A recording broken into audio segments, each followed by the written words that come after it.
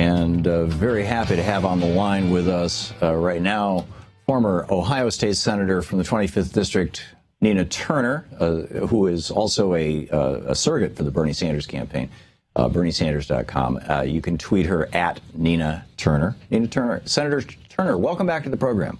Thanks, Tom. Always great to join you. Thank you for being with us. I'm looking at a piece that Joyanne Reed wrote this morning on the Daily Beast that she was tweeting about. It's titled, "Come on, Bernie, time to level with your dreamers. You must stop indulging people's fantasies." Case in point, the cantankerous Nevada Democratic Convention in Las Vegas this weekend, at which stalwart liberal California Senator Barbara Boxer was booed and shouted down for the crime of calling for civility and party unity. Now, the clip that I have of Barbara Boxer is her saying, Hillary's going to win. We've got this, and repeating it two or three times, which seems not like calling for civility and party unity. I'm not asking you to criticize Barbara Boxer. I'm just astonished by it. I'm starting out editorializing, and you're my guest. Nina, I'm sorry. What, in your opinion, what can this party do to pull people back together? And what the heck happened on Saturday in Nevada? You were there. Tom, I understand your frustration. I get it. And I do have to say for the record that Joyanne Reed is my wonder twin, a dear, dear, dear friend of mine. So I don't want to commentate on anything that she has written either, because I absolutely adore her. In terms of the senator, and I like the senator.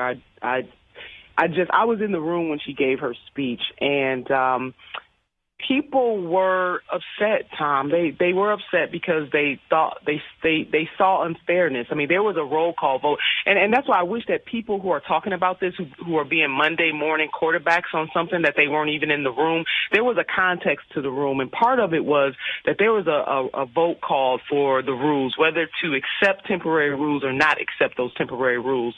And the noes had it. And primarily most of the noes were Senator Sanders supporters. But the chairwoman gave it to the yeses, and then she said there will be no further debate on this issue, just gavel people down. And that is not the right way to handle it. When you are a leader and you understand that tempers, not just tempers, but the temperature is raised, because folks have seen Senator Bernie Sanders be treated unfairly throughout this process. And while people don't want to acknowledge that, from the DNC taking away his access to his voter file, to other things that have happened to the senator along this trail, his supporters understand this, and they want to make sure that he is treated fairly, that they're treated fairly. And Tom, those were delegates there. This wasn't a rally. These were people for both candidates that took out of their time, some of them spending 15 hours worth of their time, to be there to vote for their candidate and to have that kind of thing happen. And so Senator Boxer actually came up, and I'm not sure if Senator Boxer knew that had happened before she took the stage. Maybe that would have probably not. Different. I think if she really knew what was going on there, she's a very smart politician. She is. She probably wouldn't have turned this into a Hillary Clinton victory rally. That's right. And so the Sanders supporters were just, they exercised their First Amendment right. Now, they should not have booed the senator. I don't support that. I think either side should allow each side the opportunity to speak their piece. Agreed. But they did that, and then Representative Lucy Flores and I were asked by the chairwoman, because Lucy was charged with introducing me. Now, here I am walking into all of this, Tom. I'm just there to give a speech in support of my candidate, and I find myself in a maelstrom, there in Nevada. And so she asked the both of us, could we try to bring the temperature down a little bit? And that's Lucy went up there. She made her remarks, and then she introduced me. And then I did, and I gave the speech, and as people watch it from beginning to end, by the time my speech was done, the Sanders side was much calmer. They were very much, yay, yay, yay for our candidate. And even some of the secretary supporters, matter of fact, they gave me a standing ovation as well. That's what a real leader does. I didn't get on the stage and talk against, the secretary supporters. I didn't say to Senator Sanders supporters, you're right, you're being treated unfairly, let's storm the torpedoes. I got up there and brought the temperature down. Yeah. Despite how I felt about what was going on in that room, that is the job of a real leader. And that is what we need the leadership of the DNC to do as well, instead of maligning all of Senator Sanders' supporters. I'm disturbed by this, Tom. I really am. And what violence. I was there for 8 hours, and I did not witness any violence in the 8 hours that I was in that room. I didn't just come there to give a speech for Senator Sanders. I came there to connect with his supporters. That's what I did. And there was no violence in that room, Tom, when I was in there. Well, None at all. here's a clip of Debbie Wasserman Schultz, either last night or early this morning on MSNBC, talking about the violence and intimidation. This has been repeated many, many times. Here it is. When I heard what happened at the Nevada State Democratic Convention this weekend, I was deeply disturbed. Regardless of any campaign or candidate's frustration over process, there should never be a but when it comes to condemning violence and intimidation. Violence and intimidation are never acceptable under any circumstances, and what happened at that convention was unacceptable. And I pulled up a Yahoo News story today, and it says, Senator Sanders defends his violent supporters. Oh, my God. Yeah. Oh, my God. Where's the violence? Where's the intimidation? What am I missing here? You're not. And I tell you, now, if the chairwoman is making a reference to those phone calls that were left on the voicemail of the Nevada chairwoman's voicemail, that was wrong, Tom, all day. That was wrong. You I agree. Call people, you don't threaten them, you don't threaten their families. But we don't even know if until those people come forward. None of those people said, hello, by the way, I'm a supporter of Senator Sanders, and then, commence with doing, saying the bad things that they said on that line. They said they were upset with the process, and then they threatened her, which was wrong. And we condemn that. We disavow it. The senator has been disavowing that kind of behavior since he started in this race. So this is not new for him. But at the same time, newsflash, these people are grown. Senator Sanders, it wasn't his campaign. It was not him. And there is we have no proof that even the people who left those nasty messages for the chairwoman, we don't even know if they were Sanders supporters. Right. But you see how the media took that and ran away with that, and to have the chairwoman of the DNC further feed into that without having a conversation with Senator Sanders, without talking to some of the people that were in the room. I certainly have not gotten a call from the chairwoman. I would have been able to tell her exactly what happened in that room. But Senator Sanders did condemn those messages, Tom. But I will still say we don't know whether or not those were his supporters. That's number one. But it doesn't matter who supporters. It was wrong. Number two is Senator Sanders' campaign office, one of his offices in Nevada, was shot up.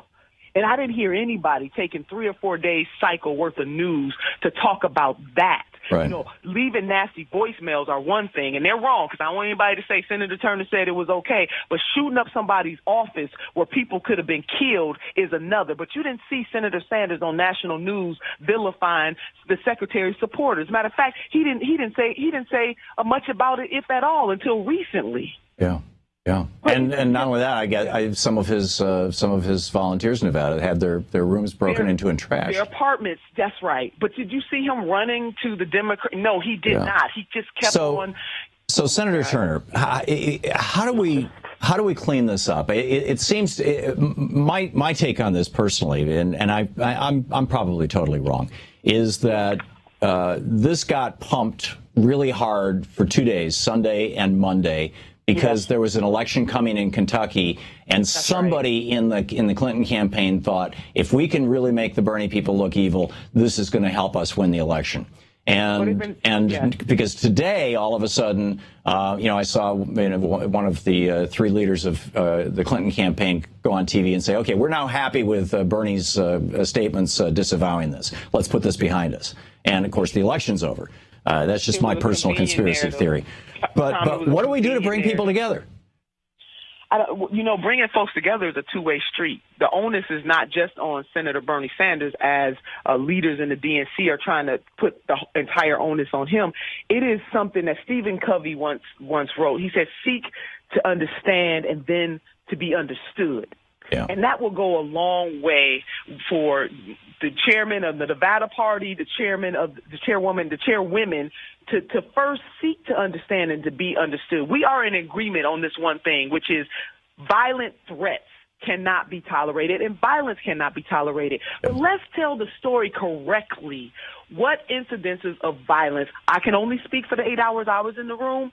There was no violence, but were people frustrated and upset about the process? Yes, they were. Did they make it known? Yes, they did. But they did so in a way that did not threaten anybody. I mean, Tom, imagine being a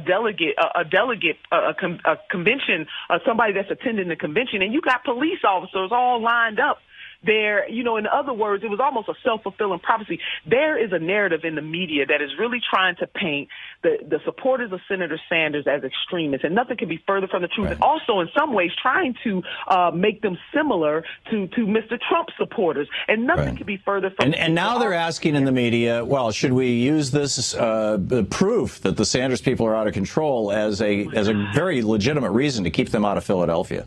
Oh my! But see, that's what they want. See, they're setting this all up to get the outcome that they want. But you know what, Tom? This is the thing.